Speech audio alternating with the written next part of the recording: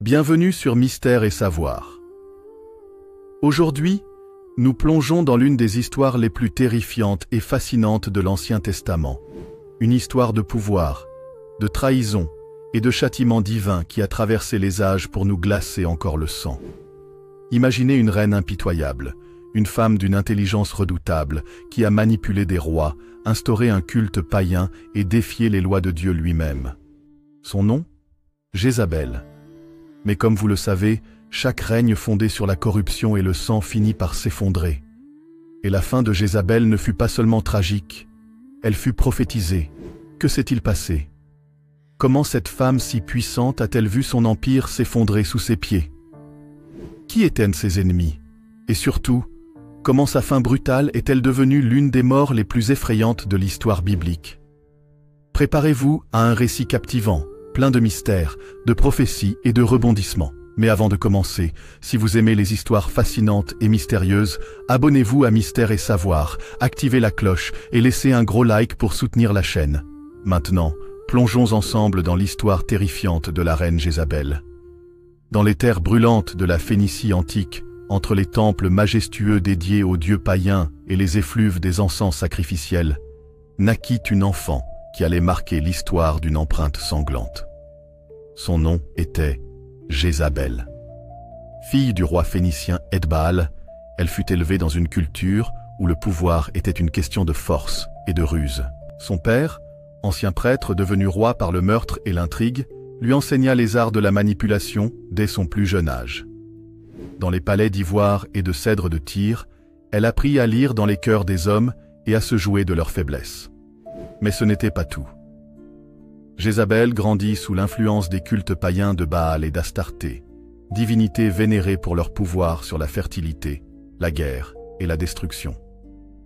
Elle fut initiée aux rituels interdits, aux sacrifices humains et aux mystères occultes, des pratiques qui allaient sceller son destin. Car dans l'ombre, une prophétie funeste planait déjà sur elle. Le roi d'Israël, Achab, cherchait à renforcer son royaume, en scellant une alliance politique avec la puissante Phénicie. Son mariage avec Jézabel n'était pas un mariage d'amour, mais un pacte de sang entre deux nations. Dès son arrivée à Samarie, la capitale du royaume d'Israël, Jézabel imposa son culte et ses dieux. Elle fit ériger des temples dédiés à Baal, elle plaça ses propres prêtres au pouvoir et persécuta sans pitié les prophètes du Dieu d'Israël. Mais un homme osa se dresser contre elle. Un prophète au regard brûlant, vêtu d'un manteau de poil et parlant avec la voix du Tout-Puissant. Élie. Alors que le règne de Jézabel s'étendait et que les temples de Baal s'élevaient en Israël, Élie défia la reine et son Dieu dans un duel légendaire sur le mont Carmel. Un seul feu devait descendre du ciel pour prouver qui était le vrai Dieu. Ce qui se produisit ce jour-là marqua le début de la chute de Jézabel. Le feu de Yahvé dévora l'autel d'Élie, alors que les prêtres de Baal hurlaient en vain. Un vent de panique souffla sur Samarie. Les prophètes de Baal furent massacrés. Jézabel jura alors une vengeance implacable contre Élie. Mais une malédiction venait d'être déclenchée. Une voix s'éleva parmi les survivants. Un murmure prophétique annonça « Les chiens lécheront le sang de Jézabel ». C'était le premier signe que son destin venait de basculer. Chapitre 4. Le complot de Naboth et l'imprudence de Jézabel. L'avidité de Jézabel n'avait pas de limite. Lorsqu'Achab convoita la vigne d'un humble Israélite nommé Naboth, Jézabel usa de sa ruse diabolique. Elle accusa Naboth de blasphème et le fit lapider. Ce fut la goutte de sang de trop. Car cette fois, ce n'était pas seulement le peuple qui était témoin. Dieu lui-même vit le crime. Et une nouvelle prophétie fut prononcée par Élie. Les chiens dévoreront la chair de Jézabel près des remparts de Jizréel. Elle rit. Elle se moqua. Elle pensait être invincible. Elle ignorait qu'en cette journée maudite, son destin était déjà scellé. Après la mort d'Achab, la puissance de Jézabel s'effrita lentement. Ses fils montèrent sur le trône, mais ils ne furent que l'ombre de leur père. Les ennemis d'Israël se multiplièrent, la rébellion grondait, et dans les murmures du vent, les prophéties revenaient sans cesse, comme une ombre rampante. Puis vint Jéhu, un général impitoyable choisi pour exécuter le châtiment divin. il leva une armée. Il marcha vers Samarie. Et là, dans la tour d'ivoire où elle régnait autrefois sans partage, Jézabel comprit que l'heure de la terreur était arrivée. La chute de la reine Jézabel était en marche, et elle allait être plus terrifiante que tout ce qu'elle avait imaginé. Le royaume d'Israël était en pleine tourmente. Depuis la mort d'Achab, l'instabilité régnait. Ses fils, devenus rois à tour de rôle, n'avaient ni sa force ni son intelligence. Mais surtout, ils étaient maudits. C'est alors que surgit Jéhu, un commandant militaire redouté, un homme dont le nom allait bientôt résonner comme le marteau du jugement dernier. Jéhu n'était pas qu'un simple général. Il était l'élu de Dieu pour accomplir la prophétie d'Élie. Un jour, un jeune prophète entra précipitamment dans une assemblée de guerriers et sans hésitation, oignit Jéhu comme roi d'Israël. Puis, avant de s'enfuir, il lui annonça une mission terrifiante. « Tu extermineras la maison d'Achab, et tu vengeras le sang des prophètes tués par Jézabel. » Jéhu comprit alors qu'il était devenu le bras armé de Dieu. Sans perdre un instant, il rassembla ses soldats. Il attacha solidement son armure. Puis, dans un tourbillon de poussière et de rage, il lança sa chevauchée infernale vers Jizréel. Jizréel, une ville autrefois prospère, mais désormais hantée par les murmures des prophéties. C'était là que Jézabel résidait encore, entourée de quelques fidèles. Mais son règne touchait à sa fin. Depuis les remparts du palais, des guetteurs aperçurent un nuage de poussière au loin. « Un cavalier approche !»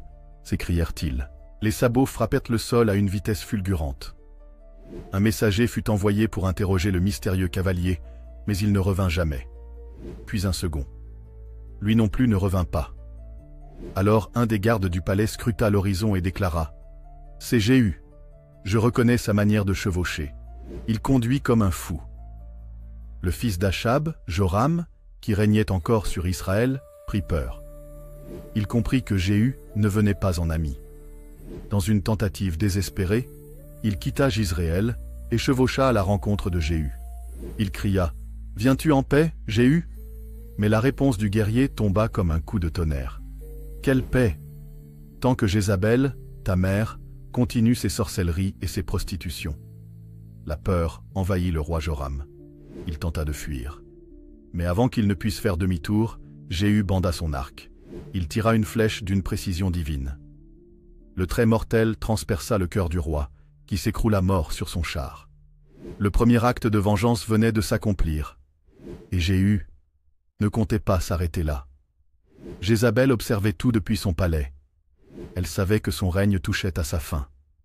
Mais au lieu de s'enfuir, elle décida d'affronter la mort avec orgueil.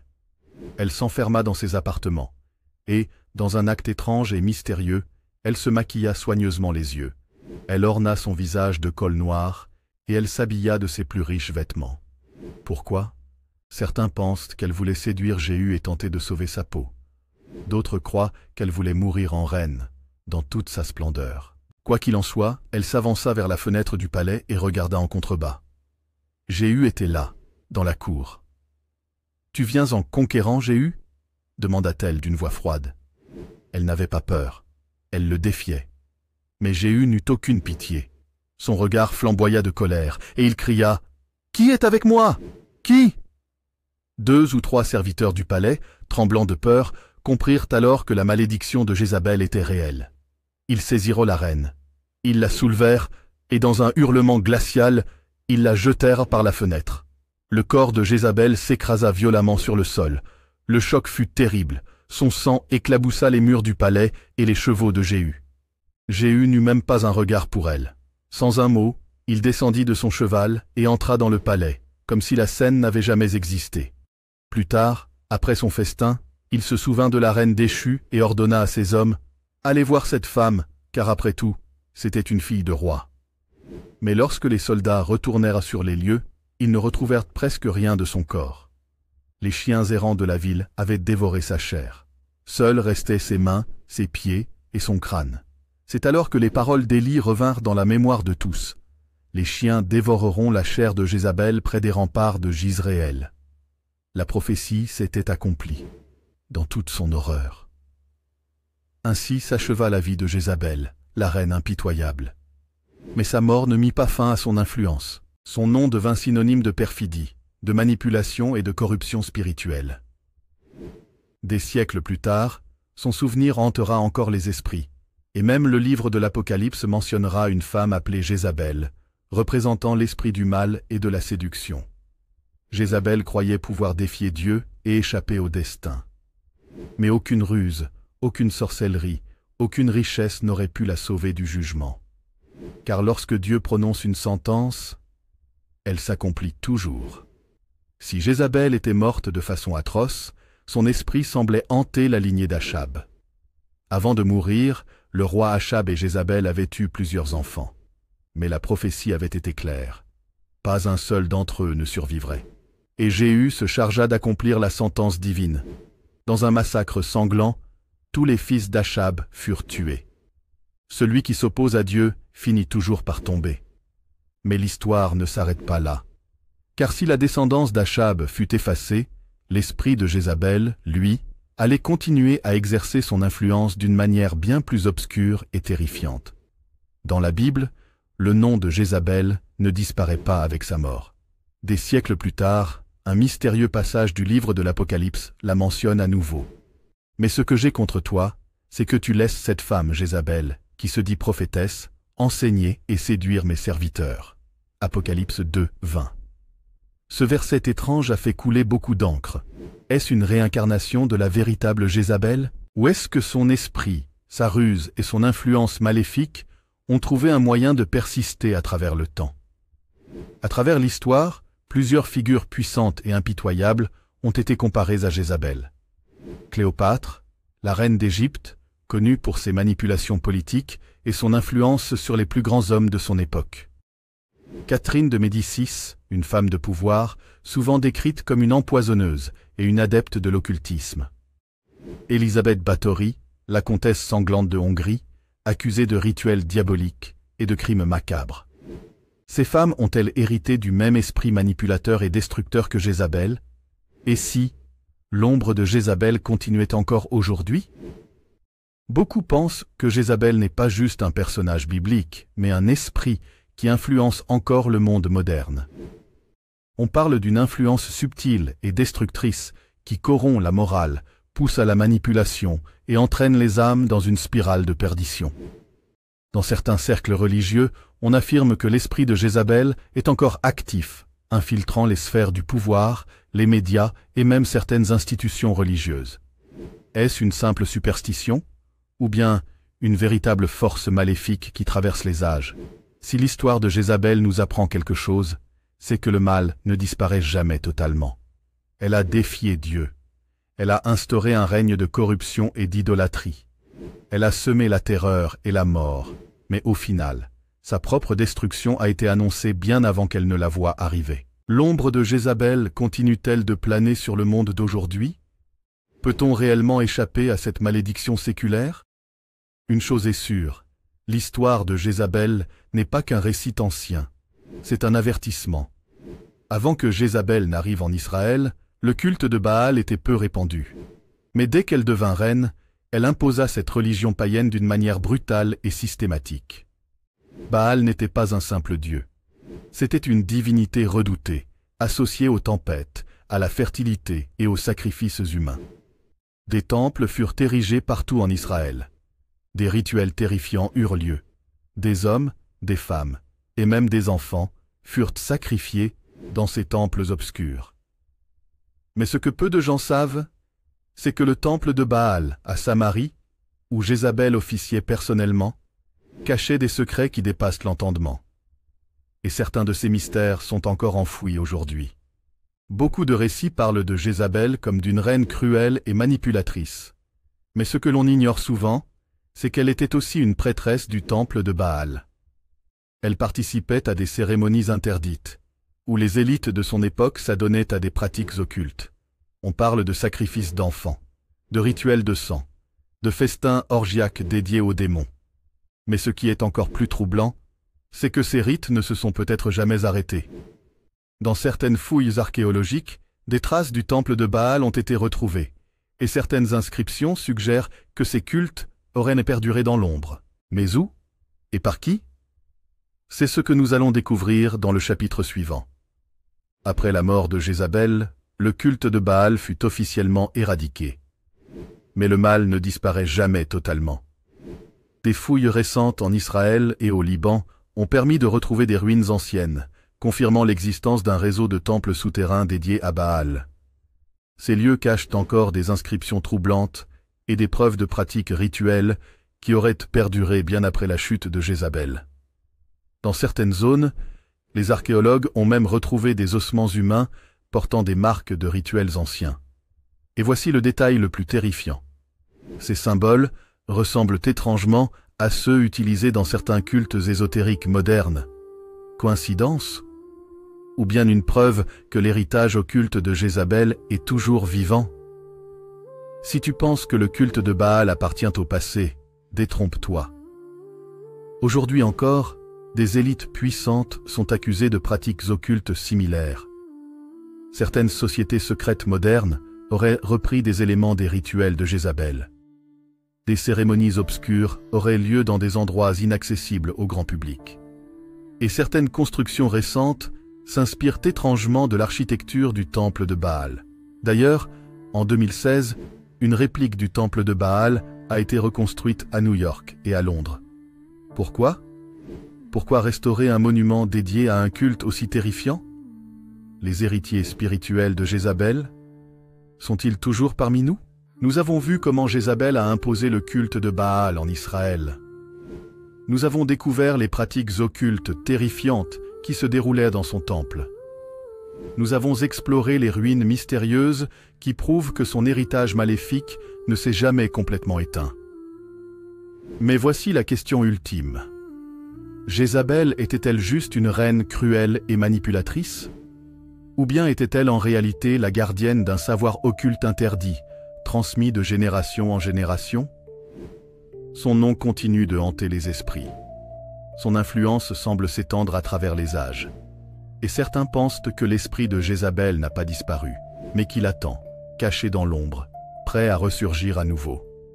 Depuis des siècles, Jézabel est devenue plus qu'un simple personnage biblique. Dans la culture populaire, son nom est synonyme de séduction maléfique, de ruse et de perversion spirituelle. Mais ce qui est étrange, c'est que son nom continue d'être mentionné dans des contextes troublants. Dans le livre de l'Apocalypse, elle est citée comme une entité spirituelle corrompant l'humanité. Dans certains exorcismes, des possédés ont hurlé son nom, affirmant être sous son influence. Dans certaines sectes occultes modernes, elle est toujours vénérée comme une figure de pouvoir et de rébellion contre Dieu. Mais comment expliquer ce phénomène effrayant? Et si Jézabel ne s'était jamais totalement éteinte? Certains témoignages affirment que Jézabel se manifeste encore. Moyen-Âge, des sorcières, brûlées pour hérésie, affirmaient être les héritières spirituelles de Jézabel. 19e siècle. Des médiums et spirites prétendèrent communiquer avec une entité nommée Jézabel. 20e et 21e siècle. Lors de certaines séances d'exorcisme, des prêtres ont entendu une voix féminine déclarer être Jézabel. Est-il possible que son esprit ait survécu au-delà du temps? Ou bien serait-elle devenue une force démoniaque rôdant dans l'ombre, cherchant à influencer l'humanité? Si l'on creuse un peu, on découvre que certains groupes occultes vénèrent encore Jézabel aujourd'hui. Des organisations discrètes pratiquent des rites inspirés du culte de Baal, où l'on fait appel à son esprit. Certains cercles ésotériques modernes la considèrent comme une déesse de la libération, détournant son image en symbole de pouvoir féminin et de rébellion contre les dogmes religieux. Des temples clandestins, aux symboles étrangement similaires à ceux des anciens sanctuaires de Baal, ont été découverts en différents points du globe. Mais pourquoi ces groupes cherchent-ils à invoquer son nom? Cherchent-ils à ramener son esprit sur terre? Les prêtres exorcistes rapportent des cas troublants où des possédés manifestent des signes liés à Jézabel. Une femme en transe parlant des langues anciennes. Des visions de temples anciens où du sang était versé en son honneur. Une voix féminine grondant avec haine lorsque le nom de Dieu est prononcé. Certains prêtres pensent que Jézabel est devenue un démon, un esprit impie cherchant à corrompre les âmes. D'autres suggèrent que son culte n'a jamais cessé et que des forces obscures travaillent encore aujourd'hui pour ramener son influence. Mais si c'est vrai, où cela nous mène-t-il? Et si tout cela n'était que le commencement? Que se passerait-il si un jour, quelqu'un parvenait réellement à ramener son esprit? Dans certaines prophéties anciennes, on raconte que Jézabel reviendra à la fin des temps pour séduire l'humanité et entraîner le monde dans le chaos. Un monde plongé dans la corruption et la décadence. Une société qui rejette les valeurs spirituelles et glorifie la perversion. Un pouvoir occulte caché derrière les élites de ce monde. Regarde autour de toi. Se pourrait-il que son plan soit déjà en marche? Depuis des siècles, le nom de Jézabel revient sans cesse, comme une ombre planant sur l'histoire. Si elle n'est plus là physiquement, son esprit de manipulation, de corruption et de pouvoir absolu semble s'être infiltré dans les cercles les plus influents du monde. Regardez autour de vous. Les sociétés secrètes prônant des idéologies ésotériques. Les temples reconstruits en hommage aux dieux anciens. La montée de nouvelles figures de pouvoir qui, comme Jézabel, utilisent la séduction et la manipulation pour dominer. Est-ce un hasard ou une répétition du passé? Si l'on analyse de plus près certaines organisations et les symboles qu'elles utilisent, on trouve des traces troublantes. Le bélier et le taureau, emblèmes du dieu Baal, apparaissent dans plusieurs monuments modernes. Des rituels d'élite mystérieux où des figures féminines puissantes jouent un rôle central, rappelant les prêtresses du culte de Jézabel. Des références explicites à son nom dans certaines œuvres contemporaines, comme si son héritage était perpétué à travers la culture populaire. Et si nous vivions toujours sous son influence? Dans plusieurs courants de pensée ésotériques, Jézabel n'est pas une simple reine déchue. Elle serait une entité intemporelle, une force qui traverse les époques et qui se manifeste à travers des figures de pouvoir. Certains chercheurs affirment que les élites modernes suivent encore des préceptes inspirés du culte de Baal, où l'argent, la luxure et le pouvoir priment sur tout. Des réunions secrètes dans des lieux inconnus du grand public. Des cérémonies où des pactes seraient scellés par des rituels ancestraux. Des figures publiques qui, dans l'ombre, rendraient hommage à des entités très anciennes. Et si Jézabel n'était pas un simple personnage biblique, mais un symbole de quelque chose de bien plus grand? Si l'influence de Jézabel ne s'est jamais arrêtée, comment se manifeste-t-elle aujourd'hui? Certains experts en théologie et en paranormal ont identifié des signes précis. Une montée du narcissisme, de l'égoïsme et de la manipulation dans les sphères de pouvoir. Des visions et des cauchemars étranges rapportés par des personnes sensibles au paranormal. Des possessions démoniaques où des individus prononcent son nom en état de transe. Que penser de tout cela? S'agit-il d'un simple effet de la culture moderne, ou bien d'un héritage spirituel qui continue d'œuvrer dans l'ombre? Dans certains écrits anciens, une prophétie évoque le retour de Jézabel sous une forme nouvelle. Un pouvoir féminin charismatique qui séduira les nations. Un mouvement qui renversera les valeurs traditionnelles pour imposer un nouvel ordre. Un esprit de rébellion qui s'élèvera contre toute forme d'autorité divine. Regardez notre monde actuel. Voyez-vous les signes de cette prophétie? Nous avons parcouru l'histoire terrifiante de Jézabel, depuis son règne sanglant jusqu'à son influence secrète dans le monde moderne. Mais maintenant, une question cruciale demeure. Et si nous n'étions qu'au début d'un nouvel âge de Jézabel? Est-elle sur le point de revenir, d'une manière que nous n'imaginons pas encore? Nous voilà arrivés à la fin de ce long voyage à travers l'histoire sombre et mystérieuse de Jézabel. Du sommet de son règne sanglant à sa chute prophétisée, de son influence sur les siècles passés à son empreinte cachée dans le monde moderne, nous avons exploré tous les recoins de cette figure terrifiante. Mais au fond, Jézabel est-elle réellement une simple page du passé? Ou bien son esprit rôde-t-il toujours, cherchant de nouveaux moyens d'influencer le monde? Les preuves sont troublantes. Les signes sont là. À chacun de se forger sa propre opinion. Ce qui est certain, c'est que son héritage continue de faire parler de lui, et que son nom, malgré les siècles, n'a jamais été oublié. Merci à vous d'avoir suivi cette histoire captivante jusqu'à la fin. Votre soutien, vos likes, vos abonnements et vos commentaires sont une véritable source de motivation pour continuer à explorer ces mystères fascinants. Si cette vidéo vous a plu, n'oubliez pas de liker et de vous abonner à la chaîne Mystère et Savoir pour encore plus d'histoires aussi intrigantes que terrifiantes. Dites-nous en commentaire. Pensez-vous que l'esprit de Jézabel influence encore notre monde? Merci encore pour votre fidélité. Et à très bientôt pour un nouveau mystère.